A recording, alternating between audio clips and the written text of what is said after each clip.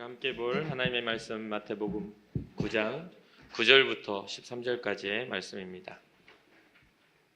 마태복음 9장 9절부터 13절까지의 말씀입니다.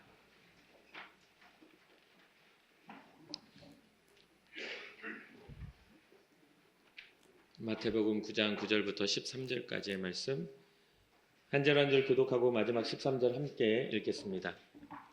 예수께서 그곳을 떠나 지나가시다가 마태라 하는 사람이 세관에 앉아 있는 것을 보시고 이르시되 나를 따르라 하시니 일어나 따르니라.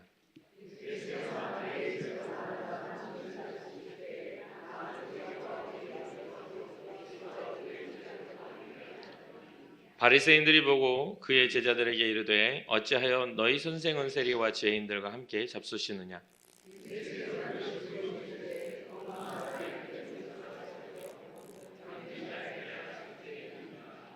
너희는 가서 내가 긍휼을 원하고 제사를 원하지 아니하노라 하신 뜻이 무엇인지 배우라.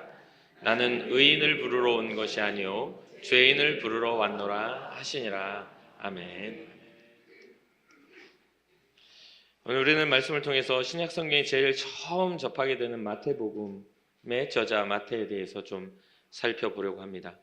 예수님의 12 제자 중에 한 사람인 이 마태는 다른 이름은 레위라고도 이야기합니다. 오늘 우리는 이제 주님의 부르심에 대해서 마태가 어떻게 반응하였는지 또 그 결단에 어떠한 배경들이 있었는지를 성경을 조금 더 자세하게 살펴보고 마태가 가졌을 법한 그 감격을 우리도 함께 갖고 누리기를 원해 봅니다. 오늘 보면서 예수님이 마태를 향해서 나를 따르라 하신 이 말씀에 마태는 어떤 마음으로 결단할 수가 있었을까요? 어떤 마음이었기에 마태는 그 자기의 앉은 자리를 다 털고 일어나 주님을 따를 수가 있었을까요? 마태복음을 천천히 살펴보면 이 마태복음 1장 1절에 이렇게 기록합니다. 아브라함과 다윗의 자손 예수 그리스도의 계보라. 마태가 증언한 그 첫 문장이 바로 이겁니다. 믿음의 조상이었던 이스라엘의 근본이었던 아브라함과 이스라엘의 가장 위대했던 왕 다윗의 자손 예수 그리스도. 마태가 바라본 예수님은 정말 그 정통의 그런 계보를 따라오신 진정한 왕이시다.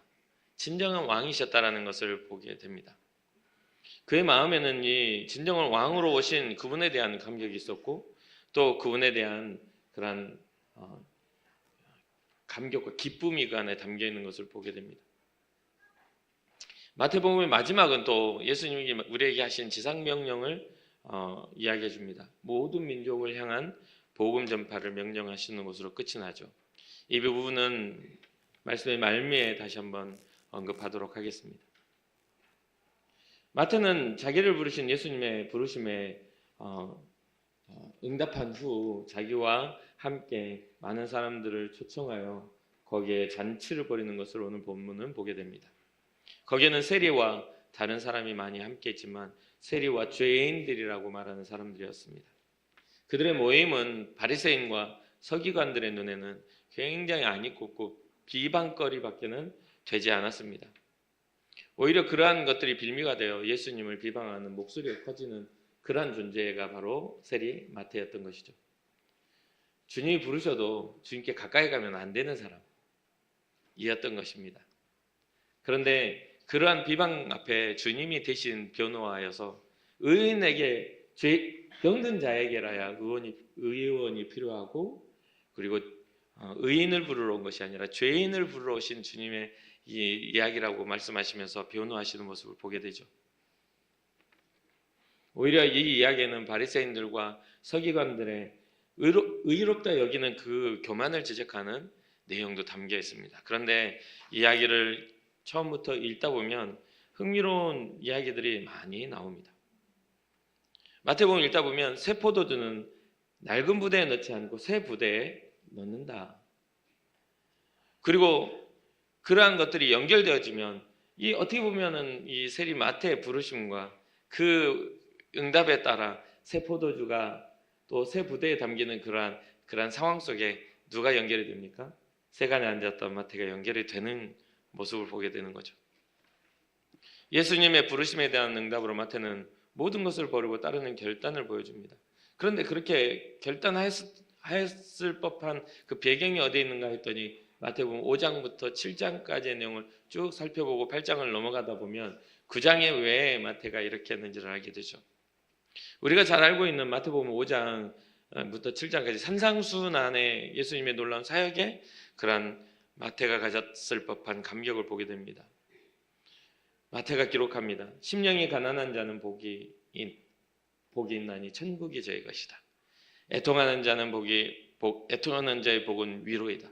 온유한 자는 땅을 기업으로 받고 의에 줄이고 목마른 자는 배부름을 얻게 된다. 긍휼히 여기라 그리하면 그리한 자가 긍휼히 여김을 받을 것이며 마음이 청결한 자에게 하나님은 자신을 보게 하실 것이다.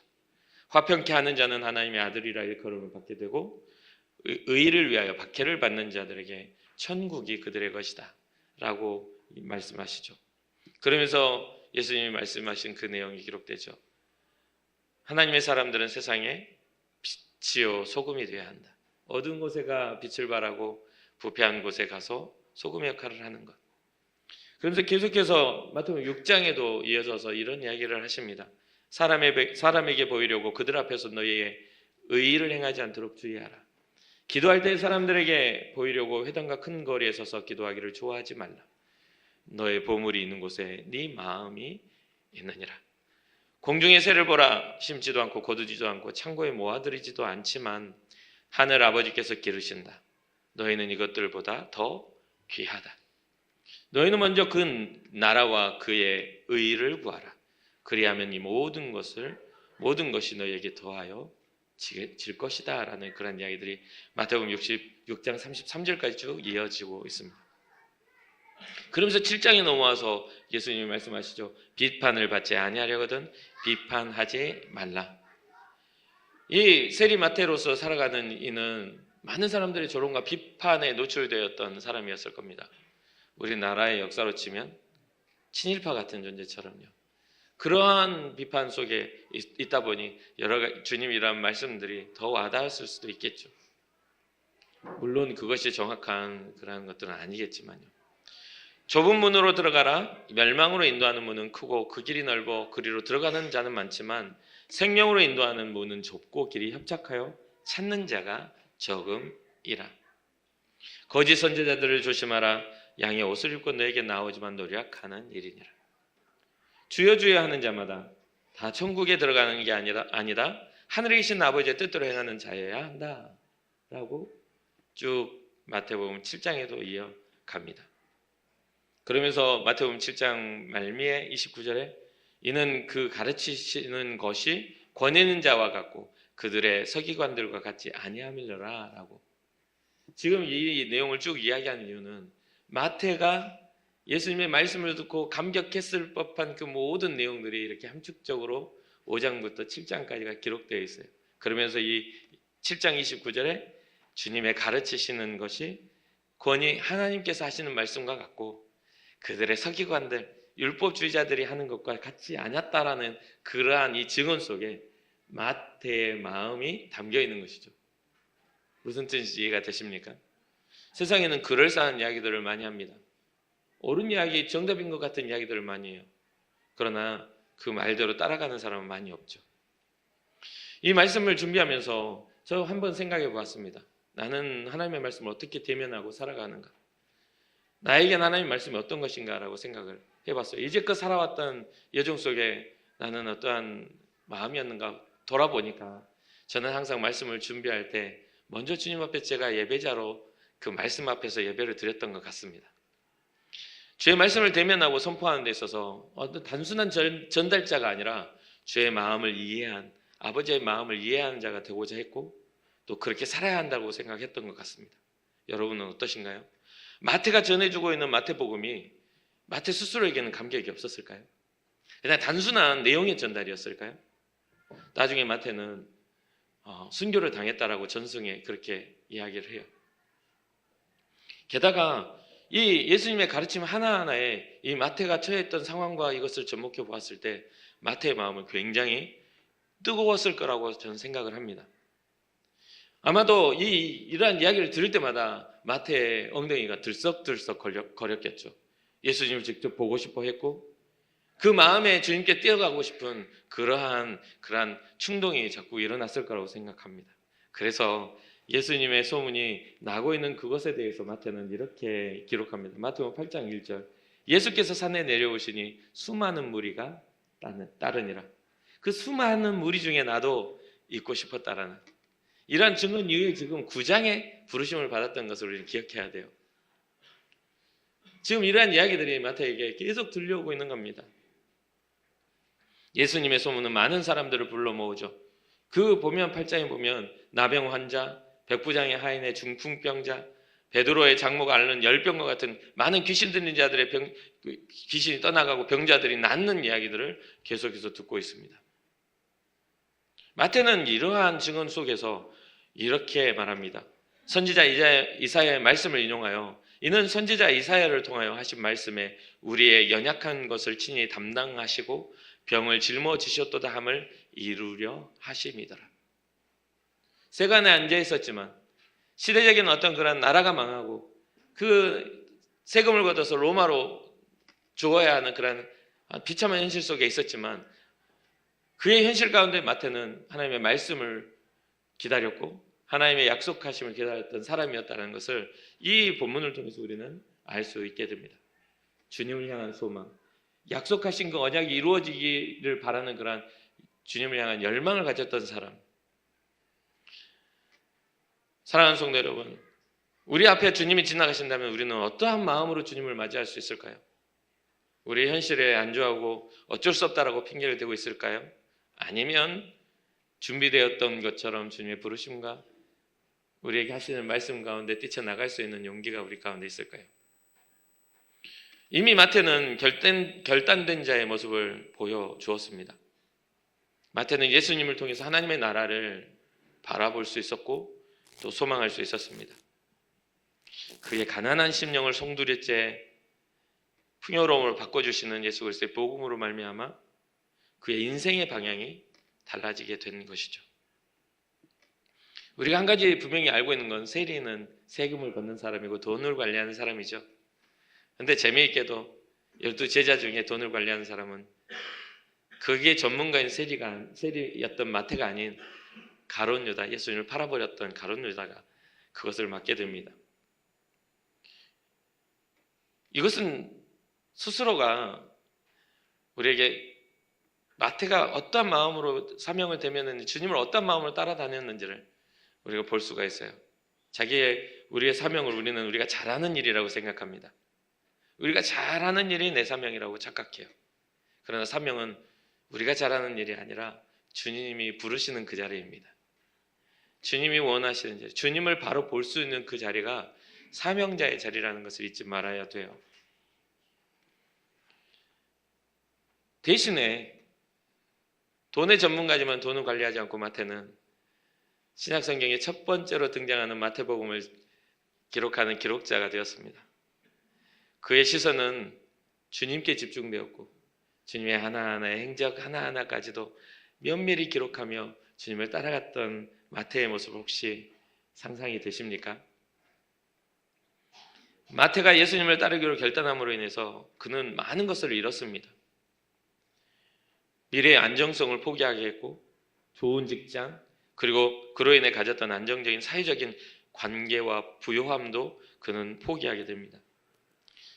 시대가 어찌 되었든지 간에 사회적인 보장된 그런 어떤 안정된 테두리도 거기서 벗어나게 되죠.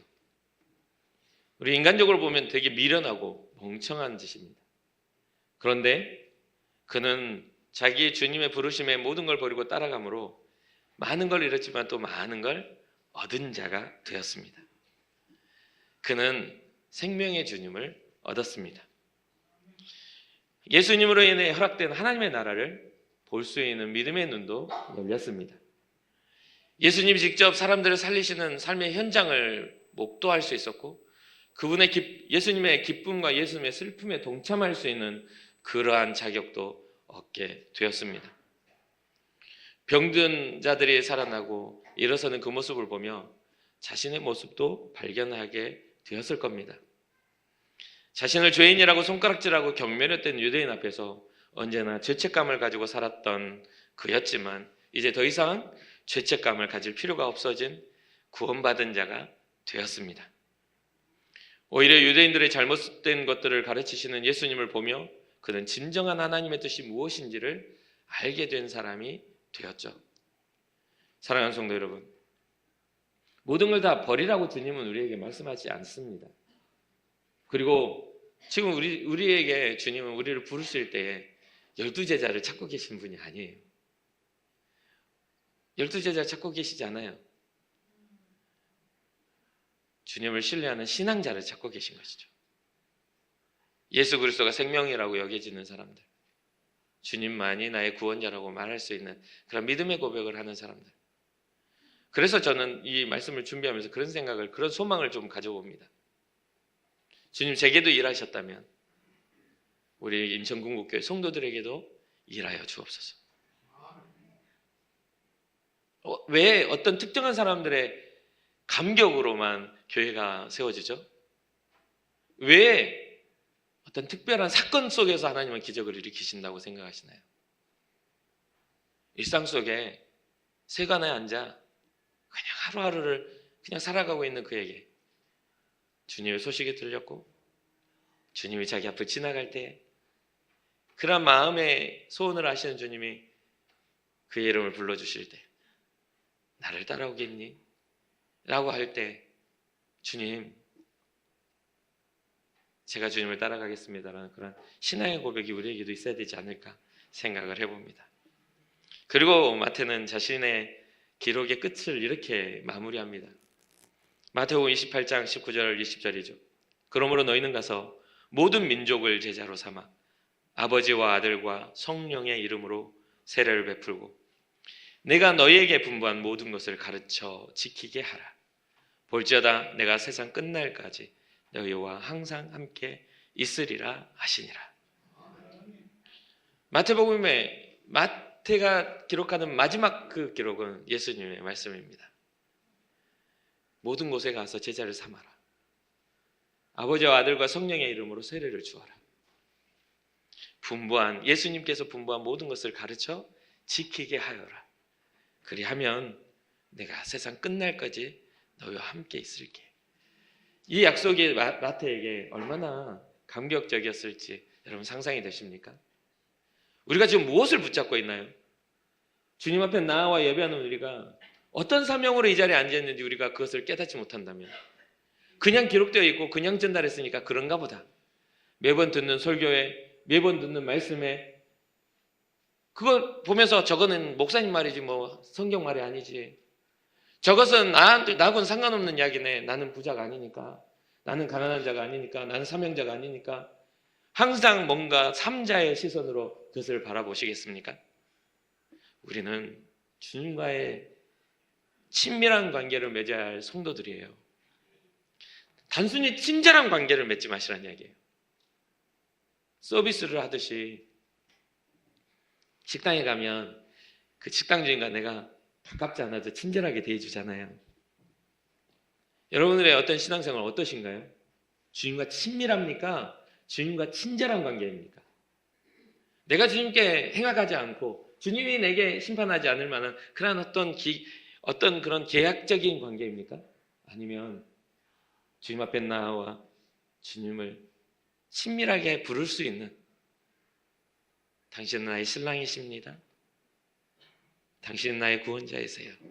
당신은 나의 보호자입니다. 내가 울 때 당신은 내게 찾아오셔서 나의 눈물을 닦아주시죠. 라고 말할 수 있는 친밀한 관계인지. 저는 이 마태복음 오늘 말씀을 보면서요. 마태가 주님께 어떠한 마음을 품었는지가 보이더라고요. 그 가난했던 심령에 찾아오셨던 그분의 마태의 감격이 보이더라고요. 여러분은 어떠십니까? 사랑하는 성도 여러분, 우리에게 주어진 인생 똑같은 성정이요 똑같은 인생입니다. 주님 앞에 부름을 받았고 예수 그리스도의 생명의 은혜를 우리는 얻은 사람들이에요. 그렇다면 적어도 주님을 향한 감격을 가진 그러한 신앙자 되기를 주님의 이름으로 축복합니다. 마지못해 자리를 앉아 있는 자가 아니라 주께서 부르시는 그 은혜의 감격함으로 주님과 동행하는 여러분과 제가 되기를 주님 이름으로 축복합니다. 잠시 기도하겠습니다.